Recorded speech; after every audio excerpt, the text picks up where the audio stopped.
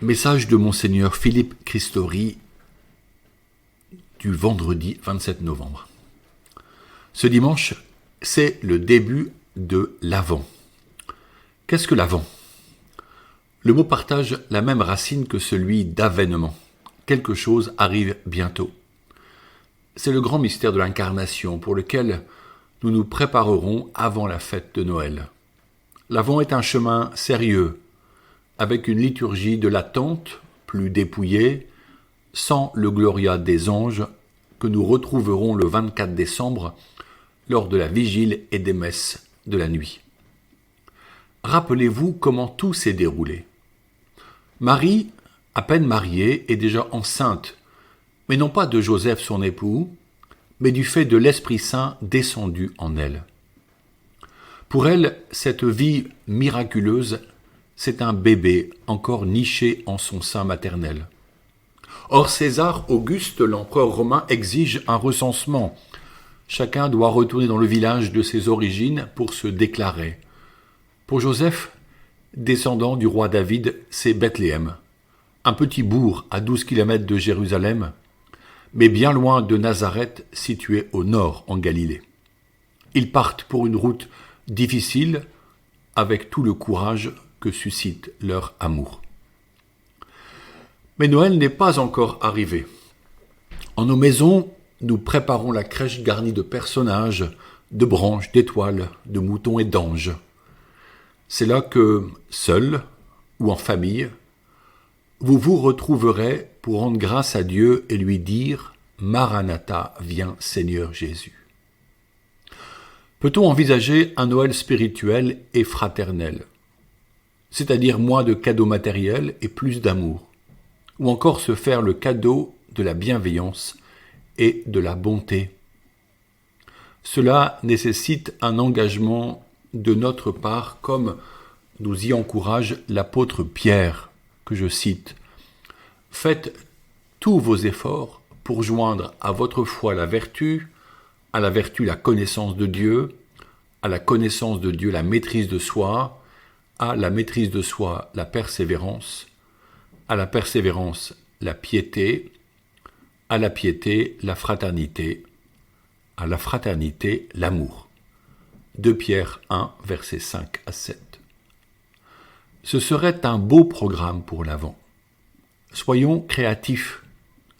Je vous propose de réfléchir pour discerner en famille ou entre amis sur ce qui convient de faire durant ces 4 semaines. Contemplons la Vierge Marie qui conserve tous ces événements en son cœur. Luc 2, verset 19.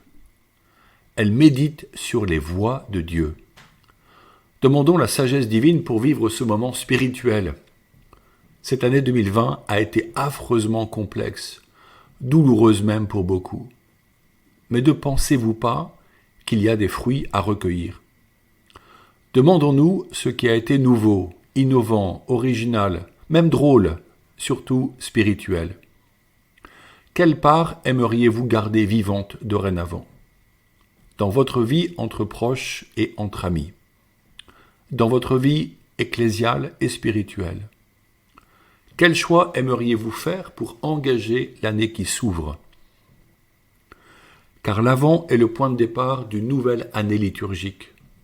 Pour qu'elle soit effectivement une meilleure année, la fraternité sera notre baromètre. Comme lorsque mon père aimait regarder l'aiguille du baromètre, monter vers les hautes pressions pour nous annoncer qu'il fera beau, notre responsabilité est d'observer ce qui se passe d'heureux près de nous, de le partager et d'en témoigner. Certes, la vie reste difficile et elle le sera davantage pour certains de nous. Oui, il y a une précarité importante, des migrants en grande détresse, 10 millions de Français en situation de pauvreté. Ceci se vit non pas au loin, mais bien en France. Cela prend de multiples formes, et les plus blessés ne sont pas toujours ceux qui se voient le plus. Alors que j'avais 13 ans, je passais à la mairie de Tourcoing mon diplôme de secouriste, et on disait que lors d'un accident, Il ne faut pas s'occuper de ceux qui crient fort, car ils ont encore de l'énergie, mais bien des blessés qui sont silencieux, car la force leur échappe. Autour de nous, il est des personnes silencieuses que nous pourrions oublier. Noël appelle un élan de proximité. La nécessité du partage est un fait. Pourquoi ne pas mettre en carton quelques conserves et les apporter au Secours catholique ou au Resto du Cœur ou à toute œuvre qui s'engage auprès des plus démunis? Faites-vous des trésors dans le ciel, là où il n'y a pas de mythe, ni de vers qui dévorent, pas de voleurs qui percent les murs pour voler. Matthieu 6, verset 20. Rappelons-nous que ce que nous garderons sera perdu et ce que nous donnerons sera notre bien pour la vie éternelle. Notre foi tient ensemble l'amour de Dieu et l'amour du prochain. Catholiques, nous pratiquons le dimanche, assurément, car cela répond au commandement de Dieu d'honorer le jour du Seigneur en participant à l'Eucharistie. Nourris de la parole et du corps de Jésus, nous recevons la force d'œuvrer pour la transformation du monde là où nous vivons.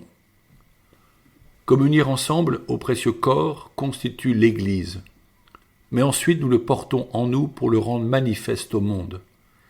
Être catholique, c'est bien être une pierre vivante de l'Église, vivre comme disciple de Jésus, adorer Dieu le Père et porter l'Évangile à tous, à temps et à contre-temps. C'est en étant pleinement ce que nous sommes que notre rencontre avec l'autre, qui est différent, sera possiblement authentique. Ici, le mot rencontre peut être remplacé par charité ou encore par fraternité. Nous achevons la lecture de Fratelli Tutti par le chapitre 8 intitulé « Les religions au service de la fraternité dans le monde ». Le pape François continue l'œuvre de rencontre et de dialogue que ses prédécesseurs pratiquaient. Avec les croyants de toute religion, il promeut la culture du dialogue comme chemin, la collaboration commune comme conduite, la connaissance réciproque comme méthode et critère. Au numéro 285. Si cela devrait se faire de manière habituelle avec les chrétiens de diverses confessions, le juste chemin nécessite la rencontre des membres des autres religions. C'est un devoir particulier des chrétiens de persévérer en ce sens pour que l'Église soit, je cite le pape, une maison aux portes ouvertes, une Église qui sert, qui sort de chez elle, qui sort de ses temples, qui sort de ses sacristies, pour accompagner la vie, soutenir l'espérance, être signe d'unité, pour établir des ponts, abattre les murs, semer la réconciliation. Au numéro 276. Nos différences sont des richesses lorsque l'Esprit Saint leur permet de se rencontrer. Le Concile Vatican II mentionne l'action du Verbe divin en toute personne.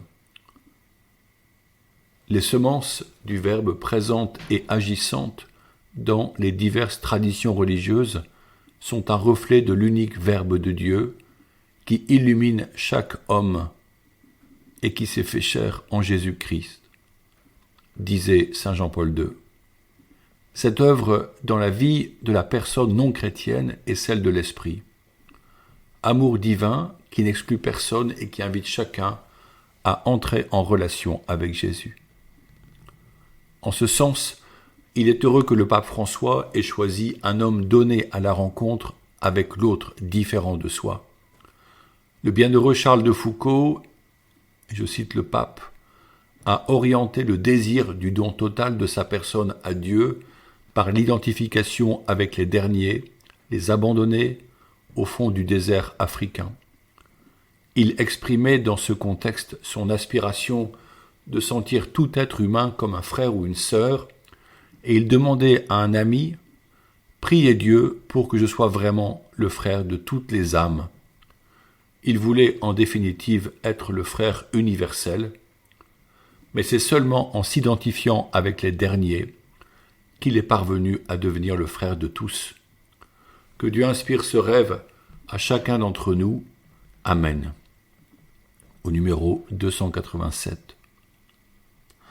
Maintenant je vous bénis au nom du Père et du Fils et du Saint-Esprit. Prions Notre-Dame du sacerdoce dans nos foyers et demandons encore des vocations sacerdotales. Vierge Marie, Mère du Christ prêtre, Mère des prêtres du monde entier, vous aimez tout particulièrement les prêtres, parce qu'ils sont les images vivantes de votre Fils unique. Vous avez aidé Jésus par toute votre vie terrestre et vous l'aidez encore dans le ciel. Nous vous en supplions, priez pour les prêtres, priez le Père des cieux pour qu'il envoie des ouvriers à sa moisson. Priez pour que nous ayons toujours des prêtres qui nous donnent les sacrements, nous expliquent l'évangile du Christ et nous enseignent à devenir de vrais enfants de Dieu. Vierge Marie, demandez vous-même à Dieu le Père les prêtres dont nous avons tant besoin. Et puisque votre cœur a tout pouvoir sur lui, obtenez-nous, ô Marie, des prêtres qui soient des saints. Amen.